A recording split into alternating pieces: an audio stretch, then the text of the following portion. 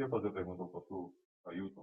Por que o senhor tomou essa iniciativa de colocar na Rede Brasil as contas bancárias para transferência de ofertas e também disponibiliza obreiros nos templos centrais para receber as ofertas dos membros, conhecendo o senhor a situação que o nosso país, que o mundo está vivendo, essa dificuldade que nós estamos enfrentando nesse momento? Por que o senhor tomou essa iniciativa, né?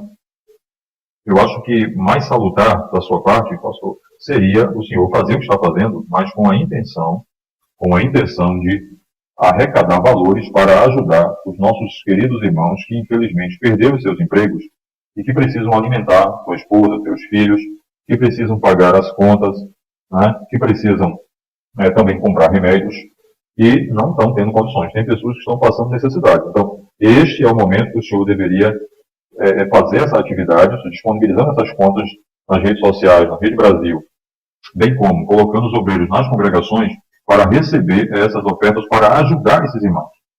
Aí o senhor pode dizer o seguinte: sim, meu querido, mas como é que nós vamos cumprir os compromissos que a igreja tem? A igreja tem missões, a igreja tem a TV Brasil, a Rede Brasil, enfim.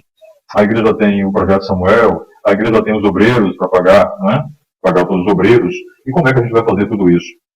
Bom, eu enumerei aqui algumas coisas que o senhor poderia fazer neste momento para tentar cumprir esses compromissos, essa responsabilidade, inclusive o pagamento dos salários dos pastores, que não são valores pequenos, são valores altos, né, valores exorbitantes que a igreja tem que arcar, né, todo mês aí com esses salários.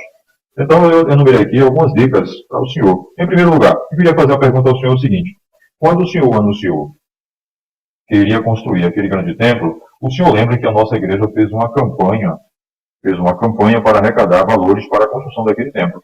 E não foram valores pequenos. O valor arrecadado foi enorme, foi muito grande, né?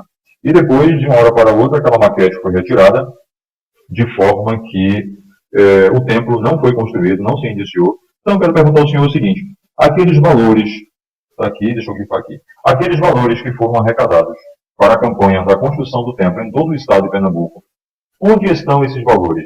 O senhor poderia agora utilizar esses valores para justamente cobrir esses compromissos, pagamento de salários dos obreiros, não é? Manter os missionários, que foram grandes valores.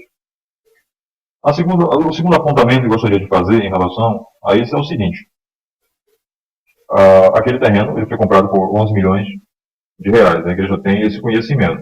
Uma outra condição que o senhor poderia fazer, de repente, tomar essa iniciativa, era vender aquele terreno. Aquele terreno foi comprado por 11 milhões. Quanto é que está valendo hoje um terreno como aquele, na parte mais importante do Recife? Está em torno de 18 milhões. Então o senhor poderia pegar 2 milhões e fazer essa doação, né? E o restante dos valores seria utilizado para justamente cobrir todas essas necessidades. Somado ao valor anterior que eu lhe falei da campanha do templo, daria muito bem para pagar todas as dívidas, todos os compromissos que a igreja tem, pagar os salários, não é isso? Tirar também o seu salário, não é? Tirar o salário da sua esposa, o salário do seu filho, né? O salário dos secretários, pastores secretários e os demais pastores dos campos. Daria muito bem para fazer isso, eu tenho certeza absoluta. A outra possibilidade, pastor, a terceira possibilidade seria: a igreja tem muitos bens, não é isso? A igreja tem imóveis, a igreja tem vários bens, e muitos bens, e esses bens, nesse momento de crise e de dificuldade, eles poderiam ser vendidos, né? Por exemplo, aquele imóvel que fica em Bezerros, aquela casa de campo que tem bezerros, né? O imóvel que fica em aldeias, aquele imóvel também que fica na área nobre aqui do Recife, no bairro de Parnamirim. Esses bens, nesse momento de dificuldade, eles poderiam ser vendidos para que a igreja possa cumprir os seus compromissos e também ajudar os membros, não é? Com cesta básica. Afinal de contas, esse pessoal é o que paga o salário do senhor e de todos os pastores. Então, nesse momento de dificuldade, eles poderiam receber. Nesse momento, não é a hora de tirar sangue de siri, porque está todo mundo passando por dificuldade e os empresários estão, inclusive, vendendo seus bens particulares para cumprir seus compromissos com os empregados.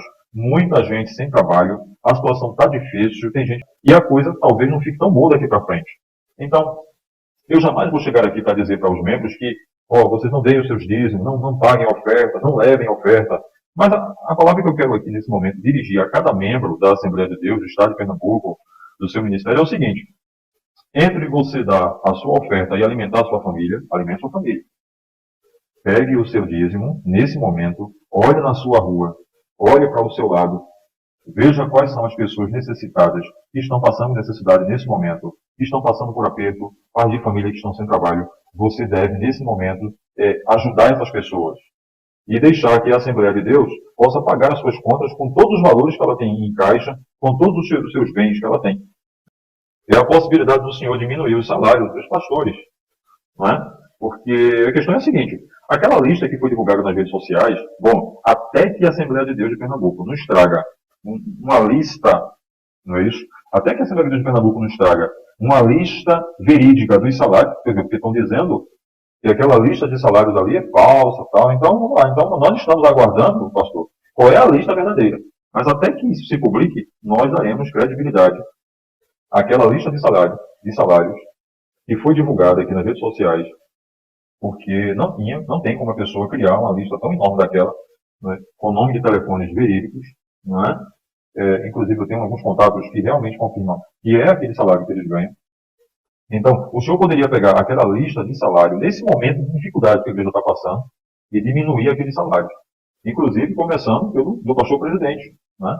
Nessa crise que nós estamos passando neste momento, nessa dificuldade, não é salutar para a igreja manter um salário de um pastor, ou de quem quer que seja, no valor de 100 mil reais. Não é? No valor de 100 mil reais. E o que poderia ser feito também? Como o senhor já ganha esse valor tão alto, por que a sua esposa também tem que ganhar esse salário também tão alto, né? Então o senhor poderia diminuir um pouco o seu salário, não é? Não é isso, pastor? Até o salário da sua esposa, o senhor deveria ou tirar ou diminuir, e de alguns pastores aí ganham 30 mil, 40 mil, né? 25 mil, numa crise dessa, numa dificuldade dessa que nós estamos enfrentando aí, não é? E aí a igreja, a Assembleia de Deus, manter esses salários seria realmente até um desrespeito aos próprios membros que nesse momento de aperto, de dificuldade, nesse momento de muita luta, aceitar uma situação como essa. Então, eu espero, sinceramente, que a Assembleia de Deus tome uma posição nesse sentido, que a diretoria, não sei se isso é possível, tome uma posição nesse sentido, porque é muito incoerente o senhor disponibilizar na Rede Brasil de Comunicação, como todo mundo tem conhecimento, disponibilizar obreiros nas igrejas para arrecadar oferta, enquanto os pastores, não é, aí ganhando 30 mil, 50 mil, 100 mil, isso aí é totalmente incoerente, já é incoerente em situação comum, né? Porque ao meu sentir, isso não é concordável em uma situação comum. E quanto mais nessa situação agora que nós estamos passando, essa guerra que nós estamos aí enfrentando. Vamos fazer como fez Thomas Edison, né? O pai da lâmpada, né? Que ofereceram a ele tantos valores e ele rejeitou e perguntaram a ele por quê. Ele diz o seguinte: eu trabalho pela luz e não pelo lucro. E no caso do Evangelho, a sua essência, que é o amor, esteja nesse momento presente, principalmente agora, nesse atual estado de calamidade pública.